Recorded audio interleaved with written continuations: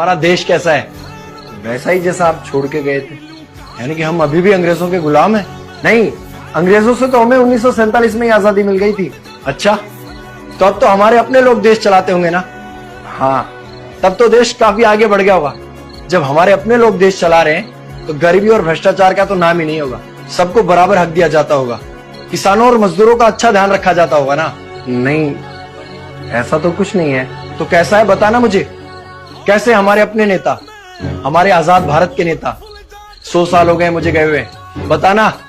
हमारे अपने नेता वो तो अपनी जेबें भरने में लगे हुए हैं। आने वाली 7 पीढ़ियों को नहीं बल्कि 700 पीढ़ियों को ना कमा कर खाना पड़े उस चीज के इंतजाम में लगे हुए हैं।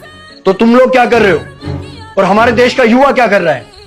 हम लोग तो इंस्टाग्राम पर रील्स देखने में बिजी हैं। यानी कि हमारी कुर्बानी का देश के लोगों पर कोई असर नहीं पड़ा। देश के लोगों में कोई देशभक्ति नहीं, कोई देश प्रेम नहीं।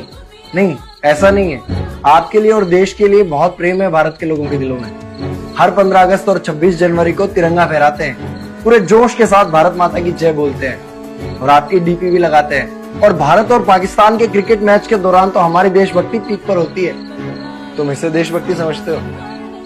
तो फिर क्या है देशभक्ति? अगर तुम्हारी देशभक्ति समाज को सुधारने में, गरीबों को अच्छी शिक्षा या बराबर का हक नहीं दिलाती तो कोई काम की नहीं है तुम्हारी देशभक्ति।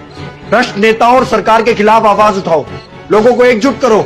लेकिन अगर हमने सरकार के खिलाफ आवाज उठाई या नेताओं से सवाल पूछे तो हमें एंटी नेशनलिस्ट कहा जाएगा या हमें गद्दार करार दे दिया जाएगा। तो डरता है? 23 साल का था मैं जब अंग्रेजों ने मुझे फांसी पर चढ़ा दिया। मुझे तो आतंकवादी कहा गया था। अगर अब नहीं जागे तो ये देश सोता रहेगा। ये सरकारें, ये नेता देश को बेच खाएंगे। इस भ्रष्ट सरकारी तंत्र से लड़ो। देश को क्रांति की जरूरत है। क्रांति? यानी कि हमें हथियार उठाने होंगे, बंदूकें उठानी होंगी जैसे आपने उठाई थी? नहीं, हमारी क्रांति विचारों की थी। जब अंग्रेजी हुकूमत ने हमारी आवाज नहीं सुनी तो हमने और जोर से आवाज लगाई और अपने विचार रखे। और क्रांति केवल सत्ता को बदलने तक सीमित नहीं है, बल्कि इस भ्रष्ट अन्यायी तंत्र को जड़ से उखाड़ कर फेंकना है। पर ये होगा कैसे? अपने आसपास से शुरुआत करो। जो भी तुम्हें भ्रष्ट नजर आए उसके खिलाफ आवाज उठाओ, एक्शन लो। तुम्हारे टैक्स का पैसा नेताओं की जेब में जा रहा है, हिसाब मांगो।